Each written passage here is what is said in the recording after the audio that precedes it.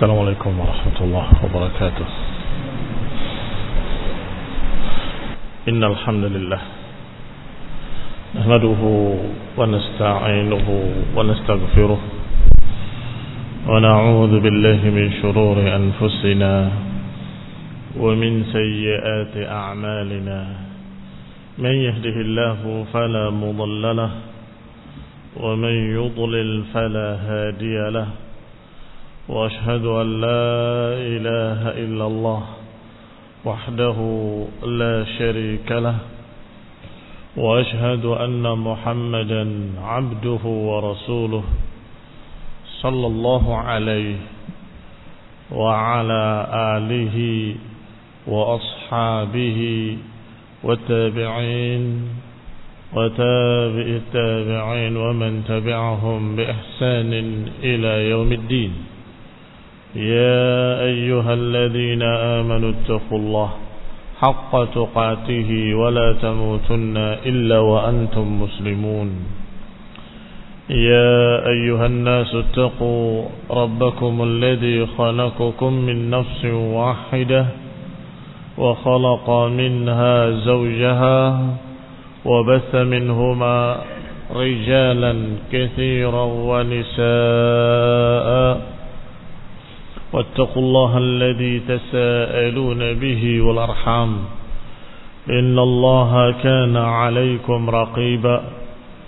يا أيها الذين آمنوا اتقوا الله وقولوا قولا سديدا يصلح لكم أعمالكم ويغفر لكم ذنوبكم ومن يطع الله ورسوله فقد فاز فوزا عظيما. أما بعد فإن خير الحديث كتاب الله وخير الهدي هدي محمد صلى الله عليه وعلى آله وسلم.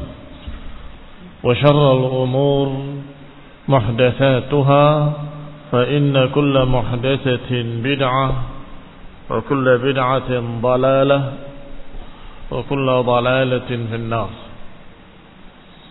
Ikhwani fi din, a'azzakumullah, kaum muslimin rahimani wa rahimakumullah.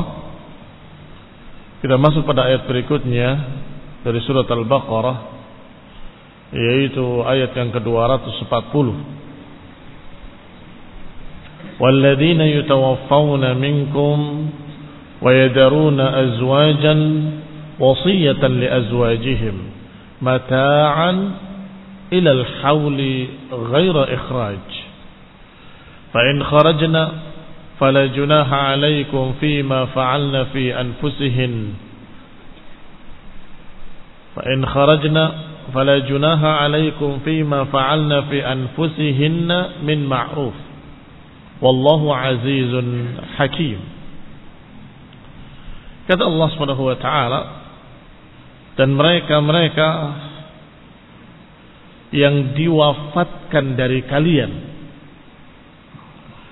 dalam keadaan meninggalkan istri-istri, hendaklah memberikan wasiat kepada istri-istri mereka mata'an ilal haul, untuk dia menunggu 1 tahun, ghairu ikhraj, dengan tidak keluar. Fa in kharajna, kalau terpaksa dia keluar, maka tidak mengapa atas kalian pada apa yang mereka lakukan terhadap diri-diri mereka, selama itu ma'ruf, selama itu kebaikan. Dan Allah Maha memiliki izzah, kemuliaan, lagi hakim, Maha memiliki hikmah. Kaum muslimin rahimani wa rahimakumullah, Syekh Sa'di rahimahullah menyatakan tentang ayat ini, ay al-azwaj alladzina yamutuna wa yatrukuna khalfahum azwajan fa'alaihim an yusu. Ayat ini mengatakan bahwa para suami yang diwafatkan oleh Allah Subhanahu wa taala dan meninggalkan di belakangnya para istri, hendaklah memberikan wasiat kepada para istri-istrinya. Tentunya yang dimaksud tanda-tanda kematian. Karena kalau sudah mati, ya tentunya nggak sempat berwasiat. Tapi maksudnya kalau kalian didatangi kematian, yakni tanda-tanda kematian, maka beri wasiat kepada para istri. Hendaklah kamu begini, hendaklah kamu begitu. Dan diajarkan oleh Allah, di antara yang perlu diwasiatkan adalah wasiyatan li azwajihim mata'an ilal haul. Hendaklah memberikan wasiat kepada para istri agar mereka tetap di rumahnya selama 12 bulan. Satu haul. Ghaira ikhraj, dengan tidak keluar. Ini barakallahu fikum yang kemarin disinggung dan dibahas tentang al-ihdad. Bukan iddah, tetapi al-ihdad, masa berkabung. Cuma perbedaannya, kemarin disebutkan 4 bulan 10 hari. Arba'ata ashhurin wa ashra. Tetapi di sini haul, satu haul 12 bulan. Kata Syekh Sa'di, ayyusuna ayyalzamna buyutahum muddata sana. Hendaklah mereka menetapi rumah-rumah mereka, tidak keluar. Ini rumah para suaminya, muddata sana, selama 1 tahun. La yakhrujna minha, jangan keluar daripadanya. Fa in kharajna min anfusihinna, kalau mereka keluar atas kemauan mereka sendiri, fala junaha alaikum ayyuhal awliya, maka tidak mengapa bagi kalian wahai para wali. Karena sekarang urusannya bukan dengan suaminya lagi. Suaminya telah wafat. Wanita yang ditinggal wafat suaminya, maka tanggung jawabnya berpindah kepada wali-walinya. Kalau masih ada bapaknya, bapaknya. Kalau tidak ada, yang lainnya. Bisa kakaknya, bisa pamannya. Maka kata Allah, kalau mereka sudah diberi wasiat untuk tetap di rumahnya 1 haul, tetapi mereka keluar, wahai para wali, perhatikan mereka. La junaha alaikum, tidak mengapa mereka keluar dari rumahnya, fima fa'alna fi anfusihinna, pada apa yang mereka lakukan untuk diri-diri mereka sendiri, min ma'ruf, kalau yang mereka lakukan untuk diri mereka adalah kebaikan. Wallahu azizun hakim, dan Allah maha mulia lagi maha memiliki hikmah. Kadang-kadang wanita yang tinggal mati oleh suaminya, mereka terpaksa harus berusaha dan berupaya menghidupi anak-anaknya, dan bisa jadi terpaksa harus keluar dari rumahnya. Maka para wali melihat, kalau itu adalah ma'ruf, silahkan. Min muraja'ati zinah wat-thib wa nahwi dzalika. Wa aktsar mufassirin anna hadhil ayah mansukhah. Demikian pula pada apa yang mereka lakukan pada diri-diri mereka ditafsirkan juga muraja'atuz zinah wat-thib, merujuk perhiasannya, kembali kepada perhiasannya, dan kembali kepada thibnya, minyak wanginya.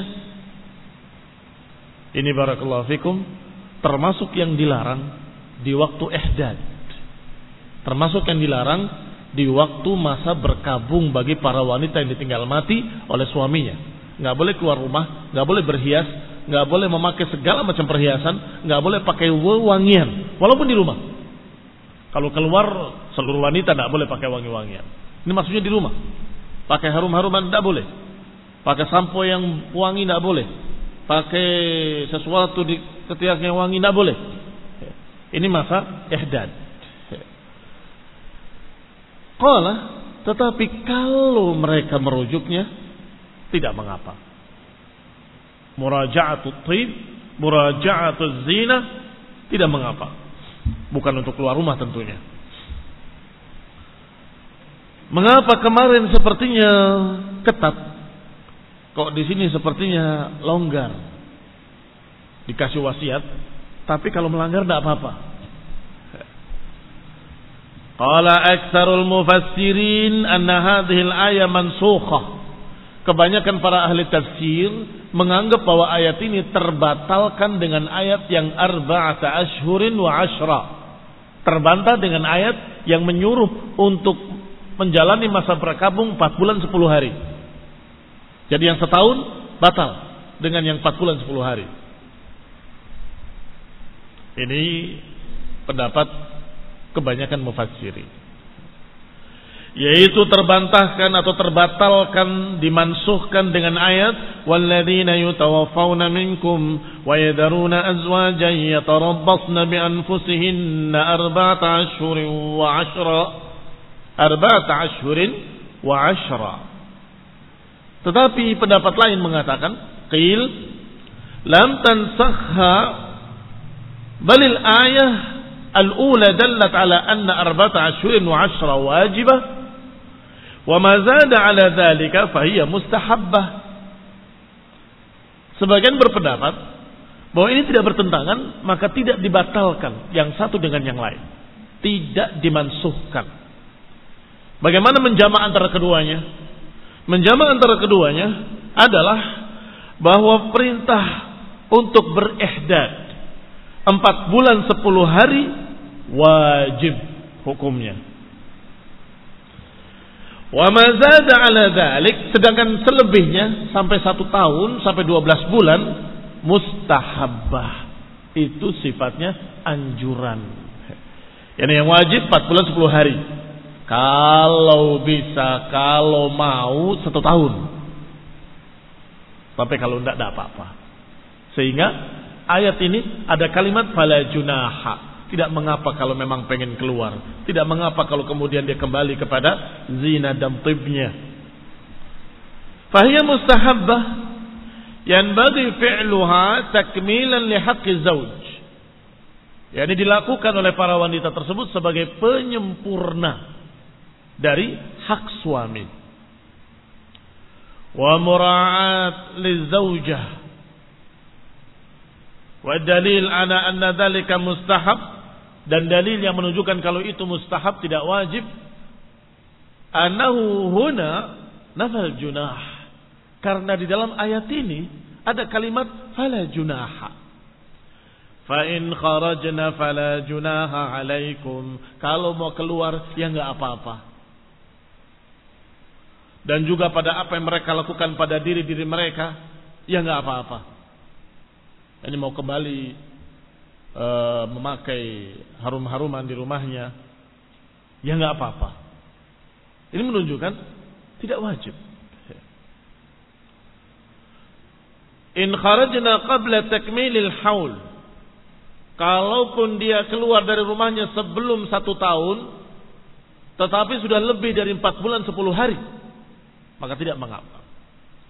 Falau kana luzumal maskan wajiban lam yanfil haraj anhum, kalau saja keluar rumah itu tidak boleh, haram, dan harus di rumahnya terus dengan wajib, maka tidak mungkin ada kalimat fala junaha alaikum.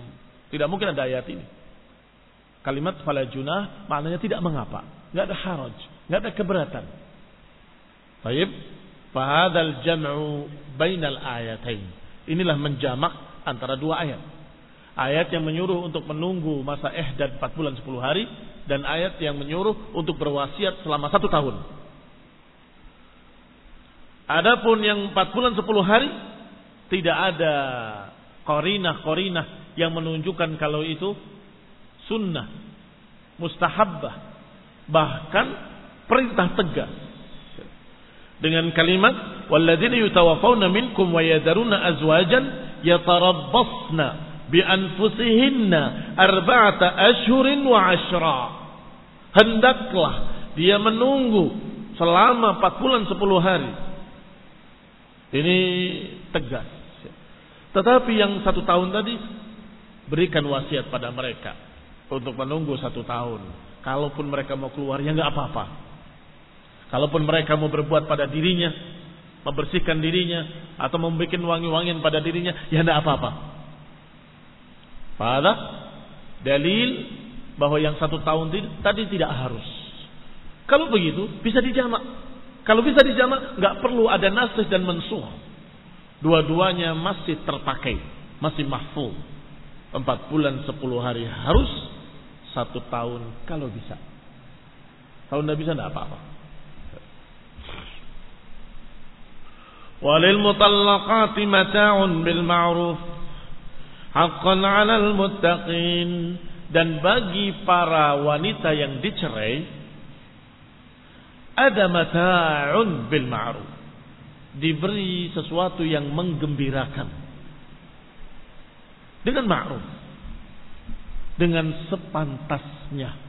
Saya terjemahkan sepantasnya karena ma'ruf di sini maknanya kembali kepada uruf masyarakat, yakni keumuman masyarakat. Pantasnya seberapa? Sehingga saya terjemahkan secara bebas, bagi para wanita yang dicerai berikan sesuatu untuk menggembirakan mereka sepantasnya. Dan itu kemestian bagi orang-orang yang takwa. Kadzalika yubayyinullahu lakum ayatihi la'allakum ta'qilun. Demikianlah diterangkan oleh Allah kepada kalian ayat-ayatnya agar kalian mau memahami dengan akal kalian, dengan pikiran kalian. Kata Syekh Sa'di rahimahullah, "Ai likulli mutallaqah mata'un." Bagi setiap wanita yang dicerai berhak untuk mendapatkan mut'atat talaq. Itu istilahnya dalam fikih. Mut'atat talaq. Bil ma'ruf, dengan sepantasnya. Haqqan 'ala kulli muttaqin. Ini adalah kewajiban bagi seorang yang takwa. Untuk apa hikmahnya? Jubran li khatiriha, untuk meredakan hatinya yang sedih, untuk mengobati luka hatinya yang sedih ketika dicerai. Wa ada'un li ba'dhi huquqiha, dan juga menunaikan hak-hak wanita. Wanita punya hak. Kalau dicerai jangan dilepas begitu saja. Berikan mut'atat talaq, berikan hadiah, berikan kebaikan, berikan sesuatu yang menyenangkan. Wa hadhil mut'ah wajibatun 'ala man tulqat qabla al-masis wal fard wa sunnatun fi haqqi ghairiha kama taqaddam. Ingat hukumnya bahwa mut'atat talaq ini kalau bisa diterjemahkan pesangon, pemberian untuk menyenangkan hati mereka, wajib bagi wanita yang dicerai sebelum disentuh, sebelum ditentukan mahar. Maka hukumnya wajib. Kalau yang belum disentuh dan belum ditentukan mahar. Tetapi sunnatun, dia sunnah, tidak wajib. Bagi mereka para wanita yang diceraikan setelah disentuh dan setelah ditentukan mahar tentunya. Karena kalau sudah disentuh, mahar harus. Mahar harus. Tapi mengapa? Kok kalau yang sudah disentuh, sudah ditentukan mahar, tidak wajib lagi mut'atat talaq? Ikhwani fi din, a'azakumullah. Karena mereka yang dicerai sebelum disentuh, sebelum ditentukan mahar, dia tidak dapat apa-apa. La mahar wala mut'atat talaq. Maka diwajibkan mut'atat talaq. Tetapi para wanita yang sudah disentuh, otomatis mereka mendapatkan mahar. Dan sebagiannya mahar-mahar yang cukup. Dan itu sebagai pemberian untuk mereka.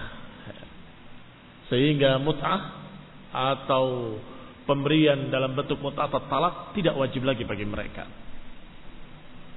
Hada ahsan ma qila fiha. Ini pendapat yang paling bagus dari pendapat yang dikatakan tentang masalah ini. Masalah hukumnya mut'atat talaq. Sudah disebutkan kemarin beberapa keadaan. Keadaan pertama sebelum disentuh dan sebelum ditentukan mahar. Apa hukumnya mut'atat talaq? Wajib mut'atat talaq. Tapi yang kedua, belum disentuh tapi sudah ditentukan mahar. Apa yang terjadi atau apa yang harus dilakukan? Separuh mahar. Berarti sekarang keadaan ketiga. Kalau sudah sentuh, otomatis mahar lengkap sempurna 100%. Maka mut'atut talaq tidak wajib lagi. Wallahu taala a'lam. Tetapi tetap dianjurkan. Wa qila innal mut'ah wajibah ala kulli mutallaqah ihtijajan bi umumi hadhihi al-ayah. Adapun pendapat lain berkata bahwa mut'atut talaq harus diberikan kepada wanita yang dicerai, apakah sudah disentuh ataupun belum disentuh, apakah sudah tentukan mahar ataupun belum tentukan mahar. Wajib memberikan mut'atut talaq. Mengapa pendapat kedua ini demikian? Karena mereka melihat keumuman ayat yang sedang kita baca. Kita kembali baca ayatnya. Lil mutallaqati mata'un bil ma'ruf. Bagi wanita-wanita yang dicerai hendaklah diberikan mut'atut talaq.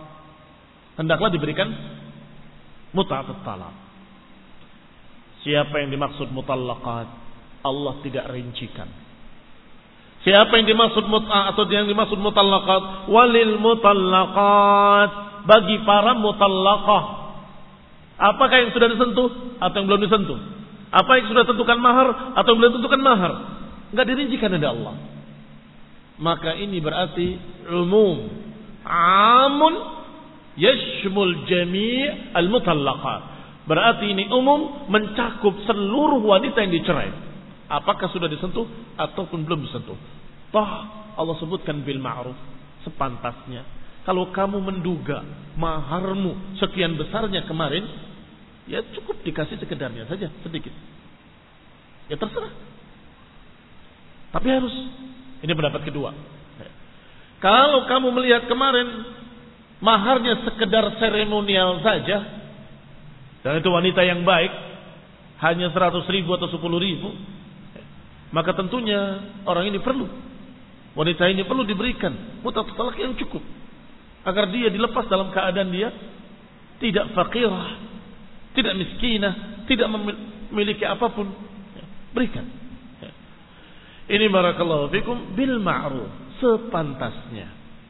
Haqqan 'alal muttaqin. Walakin al-qa'idah, tetapi kaidahnya, annal mutlaq mahmulun 'alal muqayyad. Tetapi kaidahnya, yang mutlak dibawa kepada yang muqayyad. Memang ayat ini mutlaqah, disebutkan secara mutlak lil mutallaqati, bagi seluruh para mutallaqah. Tetapi bukankah ada ayat yang muqayyadah? Mana ayat yang muqayyadah? Yang kemarin kita baca. Yang Allah Subhanahu wa taala menyatakan, la junaha 'alaikum in talaqtumun nisaa ma lam tamassuhunna aw tafridu lahunna fariidah wa matti'uhunna 'alal musi qadaruhu wa 'alal muqtiri qadaruhu mata'an bil ma'ruf. Wanita yang dicerai dalam keadaan belum disentuh dan belum ditentukan mahar, berikanlah pada mereka mut'atut talaq. Bagi orang kaya ya sepantasnya, bagi orang miskin ya secukupnya, semampunya, berikan. Ini jelas Allah arahkan kepada wanita-wanita yang dicerai dalam keadaan belum ditentu. Mutlak atau muqayyad? Muqayyad. Maka al-mutlaqah atau ayat-ayat yang mutlaqah dibawa kepada yang muqayyadah. Wa taqaddama anna Allah farada al-mut'ah lil mutlaqah qabla al-furdi wal masisi khassah. Sedangkan sudah lewat bahwa Allah mewajibkan mut'atut talaq bagi siapa? Bagi wanita yang dicerai qabla al-fardi wa qabla al-masis, sebelum ditentukan mahar dan sebelum disentuh. Khassah, secara khusus. Kalau kamu berkata mungkin yang disentuh juga wajib, kalau yang disentuh juga wajib, enggak akan Allah menyatakan seperti ini. Bagi yang belum disentuh wajib. Kalau ternyata yang sudah disentuh juga wajib. Tidak mungkin demikian. Kalau Allah menyatakan khusus, artinya ini muqayyad. Seakan-akan Syekh Sa'di di dalam tafsir yang ringkas ini berpendapat dengan pendapat yang pertama. Wajib kalau belum disentuh dan belum tentukan mahar. Dan mustahabbah kalau sudah diberikan mahar dan sudah ditentukan. Walamma bayyana ta'ala hadhihi al-ahkam al-'azimah al-mushtamilah 'ala al-hikmah war-rahmah imtanna biha 'ala 'ibadihi. Ketika Allah menerangkan hukum-hukum yang agung ini, yang tercakup di dalamnya hikmah-hikmah, yang mengandung di dalamnya rahmah dan kasih sayang, imtanna biha ala ibadih, maka Allah pun membanggakan pemberiannya, dan Allah subhanahu wa ta'ala berhak untuk membanggakan pemberiannya. Adapun sifat imtinan bagi hamba-hambanya tidak boleh dan tidak bagus. Ngungkit-ngungkit pemberian, bukankah saya pernah memberikan kamu seperti ini, seperti ini, seperti ini, itu bagi hamba, bagi manusia adalah perbuatan yang tidak pantas. Tetapi bagi Allah pantas. Sama dengan kesombongan, bagi manusia tidak pantas. La yadkhulul jannata man kana fi qalbihi mithqala dzarratin min kibr. Tidak akan masuk surga seorang yang di hatinya ada sedikit saja dari kesombongan. Tetapi Allah berhak untuk sombong. Karena tidak ada yang lebih tinggi dari Allah. Enggak ada yang lebih mulia dari Allah. Enggak ada yang lebih kaya dari Allah. Enggak ada yang lebih sempurna dari Allah. Maka Allah berhak untuk sombong. Allah berhak untuk sombong. Dan sombong adalah pakaian Allah SWT. Demikian pula menunjukkan pemberian-pemberian. Imtanallah, Allah menunjukkan pemberian-pemberiannya dan membanggakannya kepada hamba-hambanya. Maka Allah katakan, kadzalika yubayyinullahu lakum ayatihi. Demikianlah. Lihat bagaimana Allah memberikan pada kalian penjelasan-penjelasan. Memberikan pada kalian, menerangkan sejelas-jelasnya hukum-hukumnya. Ay hududuhu wa halaluhu wa haramuhu wa ahkaman nafi'ah lakum. Allah terangkan kepada kalian semuanya. Hududahu, ayat-ayat, batas-batasnya. Wa halalahu, halal-halalnya. Wa haramahu, haram-haramnya. Wal ahkaman nafi'ata lakum, hukum-hukum yang bermanfaat untuk kalian. Lihatlah bagaimana Allah menerangkan pada kalian semua itu. La'allakum ta'qilunaha, agar kalian mau memahaminya. Fata'rifunaha, kemudian kalian mengerti. Wa ta'rifunal maqsud minha, kemudian kalian tahu maksudnya. Fa inna man 'arafa dzalika aujaba lahu al-'amal biha, karena sesungguhnya siapa yang mengenalinya, maka tentunya dia tahu apa yang wajib bagi dirinya dan kemudian mengerjakannya. Tsumma qala ta'ala, kemudian Allah berfirman, Alam tara ilal ladhina kharaju min diyarihim wa hum ulufun hadaral maut faqala lahumullahu mutu thumma ahyahum innallaha ladhu fadlin 'alan nasi walakinna aktsaran nasi la yashkurun. Kata Allah, tidakkah kau lihat orang-orang yang keluar dari rumah-rumah mereka, wahum ulufun, dalam jumlah ribuan manusia, hadarul maut, karena takut mati, menghindari kematian. Faqala lahumullahu mutu thumma ahyahum, kemudian Allah katakan pada mereka, matilah kalian. Maka semua manusia ribuan tadi mati. Thumma ahyahum, kemudian dihidupkan oleh Allah Subhanahu wa taala.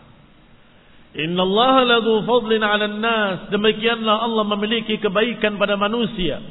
Walakinna aktsaran nasi la yashkurun, tetapi manusia kebanyakan tidak mau bersyukur.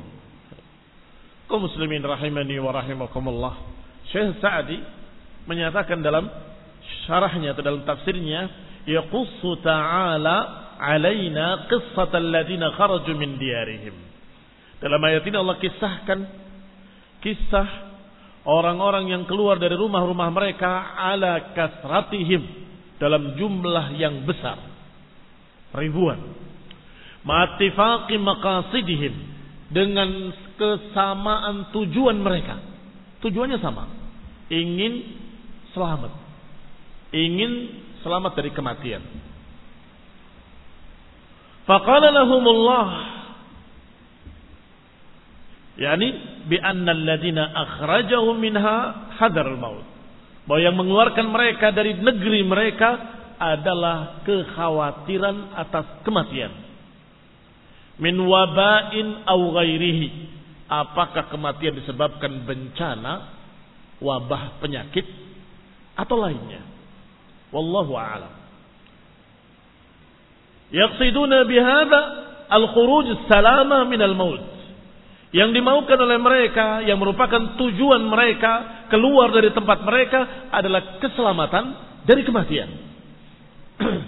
Syekh Sa'di, karena kehati-hatian beliau, tidak menyebutkan takut dari kematian karena apa. Sehingga beliau berkata, mungkin karena wabah, mungkin karena yang lainnya. Pokoknya menghindari kematian. Tetapi diriwayatkan dengan riwayat-riwayat, bahkan Israiliyat, bahwa itu adalah wabah penyakit. Mereka melihat di sekitarnya fulan mati dalam waktu yang cepat. Mati. Maka mereka melihat wabah yang seperti itu, mereka berlarian.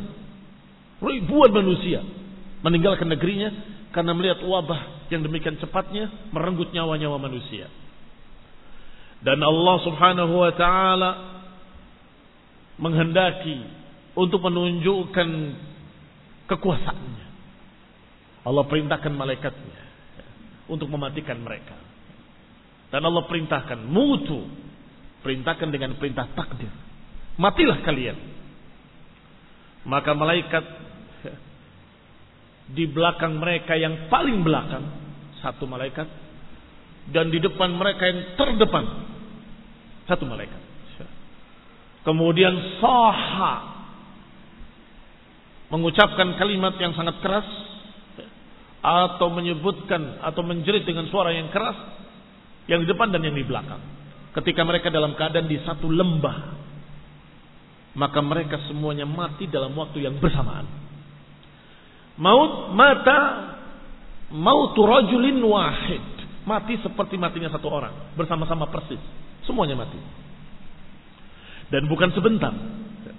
Diriwayatkan pula oleh Ibnu Katsir, riwayat-riwayat bahwa mereka mati dalam keadaan lama, sampai lapuk, sampai hancur, sampai mereka tersebar tulang belulangnya.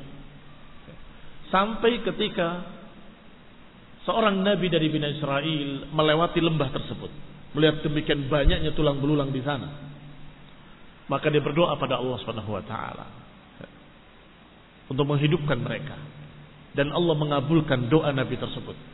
Maka mereka semuanya dihidupkan. Diriwayatkan pula bahwa mereka dalam keadaan tahu, melihat situasi dan kondisi di sekitarnya, mereka tahu bahwa mereka telah mati sekian lama. Sehingga mereka bersyukur sebagian kecil. Adapun sebagian besar tidak memiliki rasa syukur. Mereka bermaksiat kembali kepada Allah, berbuat zalim kembali kepada Allah Subhanahu wa taala. Ikhwani fi din a'azakumullah, ala kulli hal.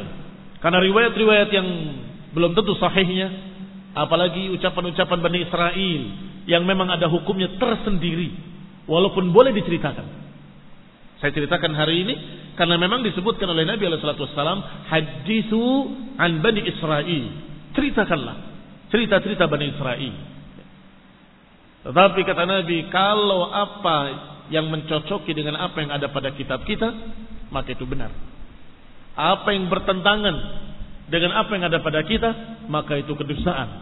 Dan apa yang tidak ada pembenarannya dan tidak ada penentangannya, maka jangan dibenarkan dan jangan didustakan. Wallahu ta'ala a'lam.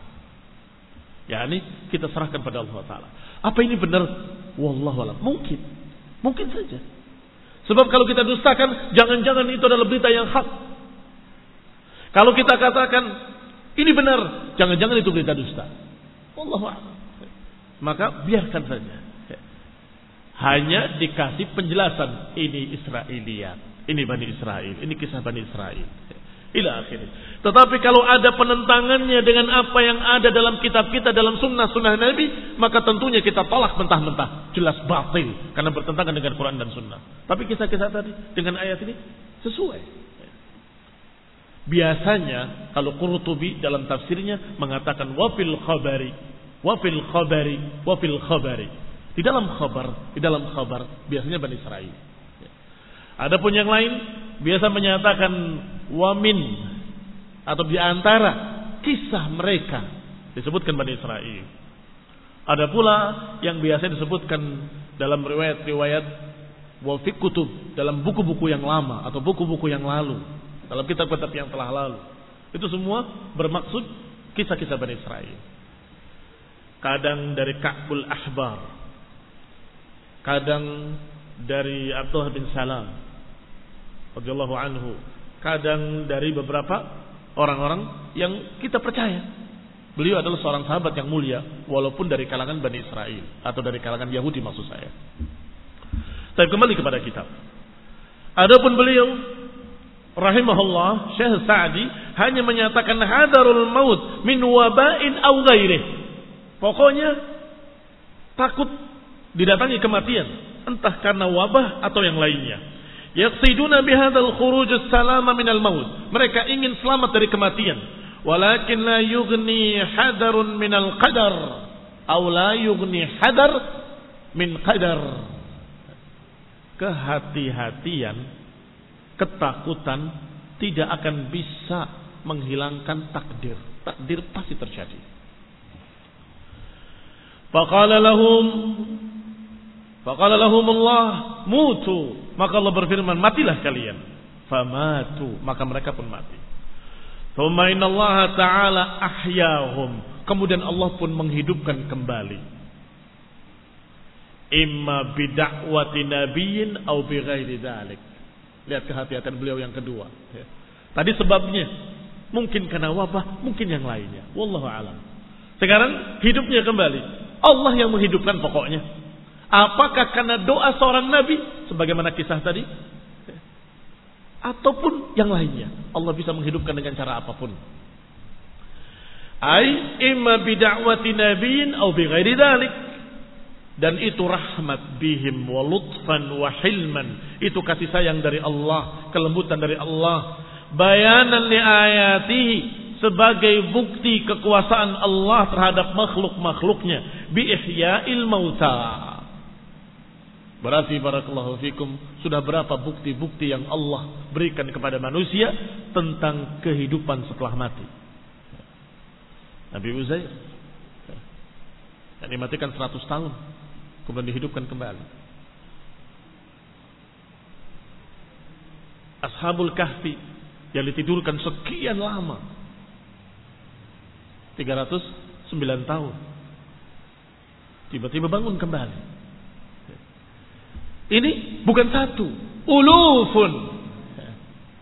Kekuasaan Allah Ta'ala. Ikhwan ibn a'azakumullah, sebagaimana biasanya para aqlaniun menolak kisah-kisah ini, para rasionalis. Dan kisah ini yang sedang kita baca ini, di ayat ini ditentang oleh tokoh seperti Muhammad Rashid Ridha dalam tafsirnya. Bahkan penentangannya dengan bahasa yang kurang beradab. Kata dia, tidak mungkin ini terjadi kecuali dalam sandiwara. Ribuan orang tiba-tiba mati, ribuan orang tiba-tiba bangun kembali. Enggak mungkin, kata dia, terjadi kecuali dalam film-film atau sandiwara. Astagfirullah. Lafaz-lafaz yang menunjukkan pengingkaran terhadap mukjizat, pengingkaran terhadap kekuasaan Allah Subhanahu wa taala. Jangankan ribuan, jutaan pun Allah bisa. Wa huwa ala kulli syai'in qadir. Kembali kepada ucapan Syekh Sa'di rahimahullah. Innallaha ladzu fadlin ay 'azim. Karena Allah memiliki fadilah yang sangat besar. 'Alan nas, atas manusia. Walakin aktsaran nasi la yashkurun, tetapi kebanyakan manusia memang tidak mau bersyukur. Fala taziduhumun ni'mah syukran. Ternyata Allah berikan kenikmatan dan tidak menambah kenikmatan yang Allah berikan itu kecuali kejauhan dari syukur. Tidak bertambah syukur, bahkan bertambah kufur. Bal rubbama sta'anu bi ni'amillahi ala ma'asihi. Bahkan bisa jadi sebagian manusia memakai kenikmatan yang Allah berikan sebagai alat untuk bermaksiat.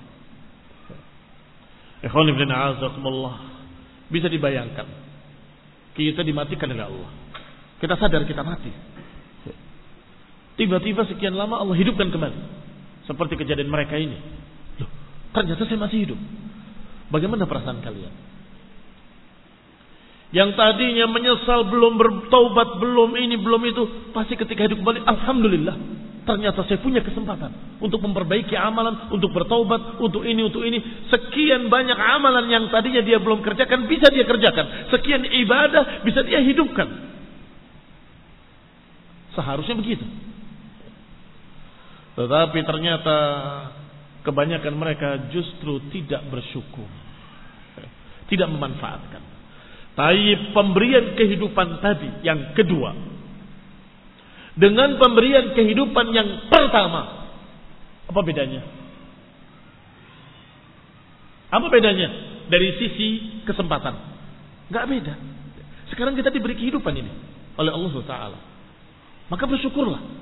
Manfaatkan kehidupan yang kita punya untuk bertaubat, beramal, beribadah pada Allah Ta'ala.